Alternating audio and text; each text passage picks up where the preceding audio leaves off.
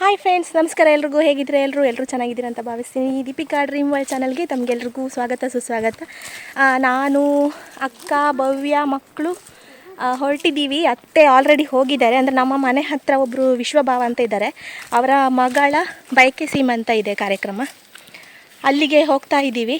So ಹೋಗೋಣ. ಅಲ್ಲಿ ಒಂದು ಗೌಡ್ರ ಸಂಪ್ರದಾಯದಲ್ಲಿ ಯಾವ ರೀತಿಯಾಗಿ ಬೈಕೆ ಸೀಮಂತ ಮಾಡ್ತಾರೆ ಅನ್ನೋದನ್ನು ನಿಮ್ಮ ಜೊತೆ ನಾನು ಇವತ್ತಿನ ವಿಡಿಯೋದಲ್ಲಿ ಶೇರ್ ಮಾಡಬೇಕು ಅಂತ ಅಂದ್ಕೊಂಡಿದ್ದೀನಿ.